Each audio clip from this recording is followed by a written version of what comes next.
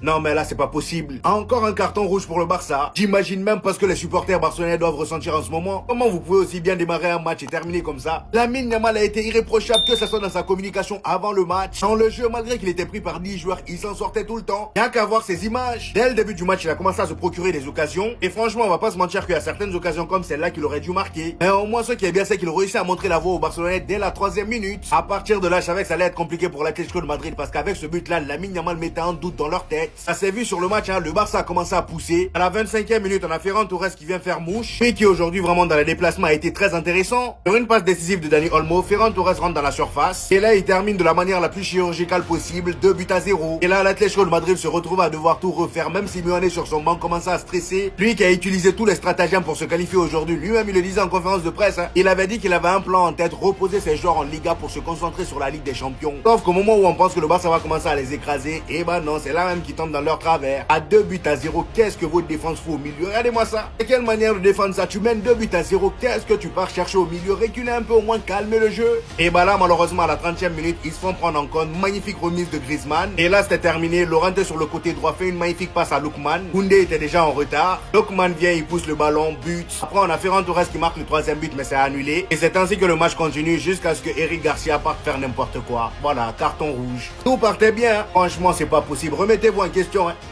Les gars, c'est désormais l'heure. L'heure d'enlever les photos de profil.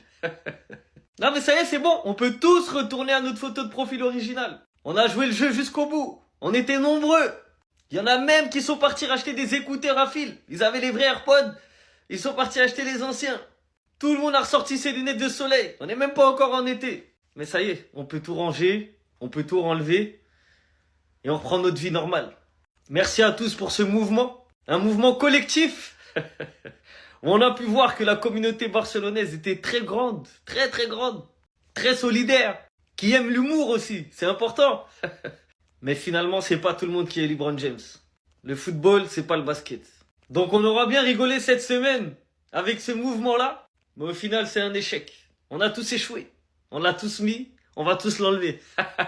Le seul qui aura gagné dans ce mouvement-là, c'est Reban. Il n'y a que eux qui ont gagné quelque chose. Un coup marketing, t'as peur.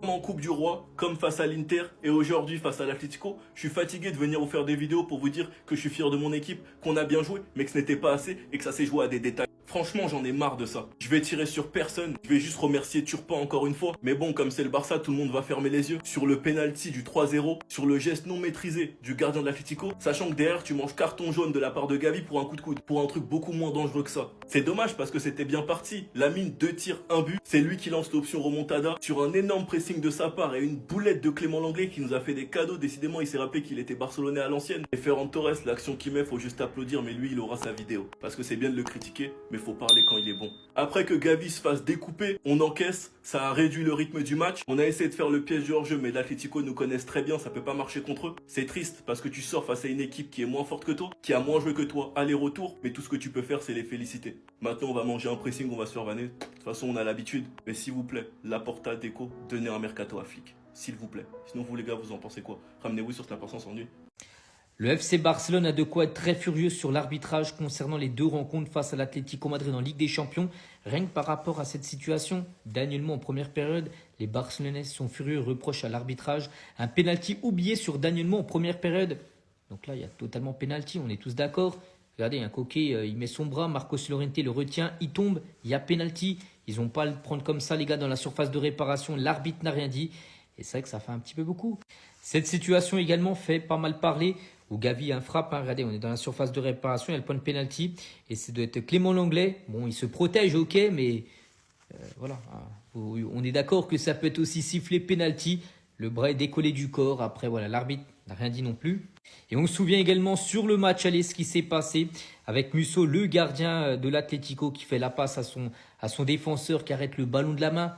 Ça aurait pu être pénalty. C'est vrai que le Barça n'a vraiment eu aucune chance avec l'arbitrage sur les 2 matchs. En plus, le FC Barcelone a concédé 2 cartes rouges sur les 2 matchs. Poku Barça au match aller, Eric Garcia au match retour. C'est vrai que l'arbitrage n'a vraiment pas été, on va dire, clément avec le FC Barcelone. Faut juste applaudir. Faut juste applaudir. C'est bien de le critiquer, mais quand il faut du bon, faut l'applaudir.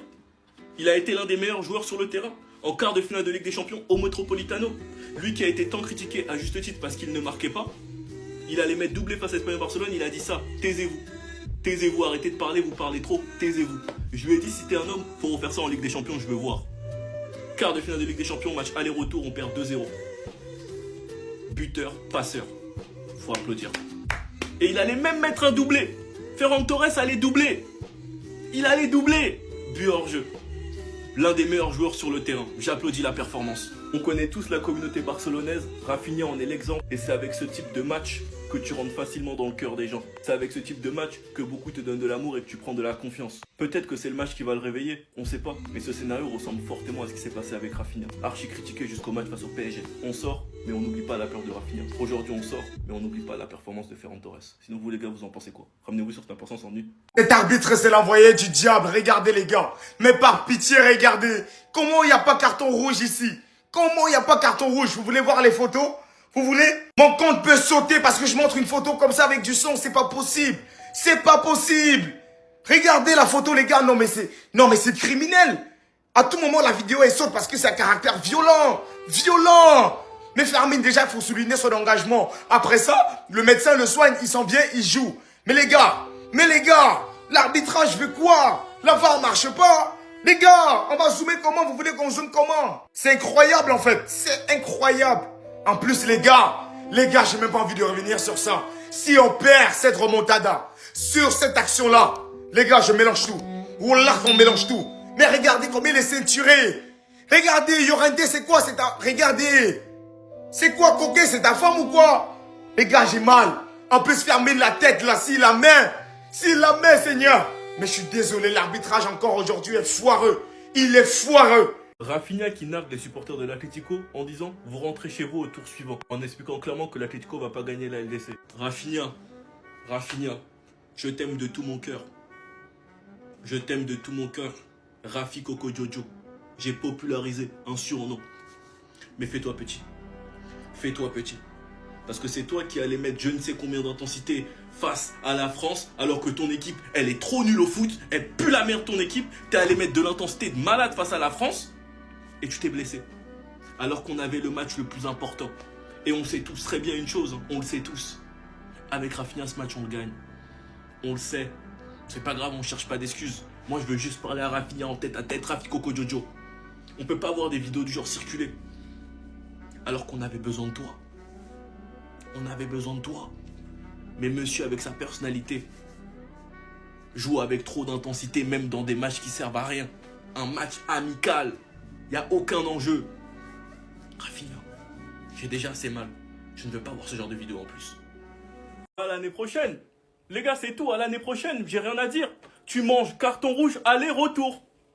Déjà que l'équipe, le Barça, est celle qui s'est pris le plus de cartons rouges, t'en manges aller-retour. Et on sait tous très bien pourquoi. On sait tous très bien c'est à cause de quoi. Mais là où je veux parler de l'hypocrisie de l'arbitrage de Turpin ce soir, et ça m'énerve parce qu'on va passer pour des pleureuses, c'est que tu mets carton rouge pour cette petite poussette, alors qu'en termes de gabarit, on sait tous très bien que c'est pas assez pour le déséquilibrer et que c'est léger, et qu'il en rajoute énormément. Et qu'en plus, il n'est pas le dernier défenseur Karidia Koundé. La VAR fonctionne pour aller mettre rouge à Eric Garcia. Mais sur ça, on ferme les yeux, mais on a donné carton jaune à Gavi pour le coup de coude. Mais là, on ferme les yeux, alors qu'on sait tous très bien que c'est pas un geste maîtrisé, pied en avant, c'est du n'importe quoi. On ferme les yeux sur ce penalty sur Dani Olmo, avec Llorente qui le pousse clairement, de manière plus flagrante que Eric Garcia sur Sorlin, et Coquet qui l'attrape. Et là, la VAR ne fonctionne pas. Sans même parler de toutes les conneries qui s'est passées au match aller. Tu te fais tuer aller-retour à cause de ta ligne haute, principalement, faut pas non plus chercher des excuses, mais aussi par l'arbitrage, qui a été éclaté aller-retour. Et j'ai l'impression que c'est comme ça chaque année. Sinon vous les gars, vous en pensez quoi? Ramenez-vous sur cette importance en nu.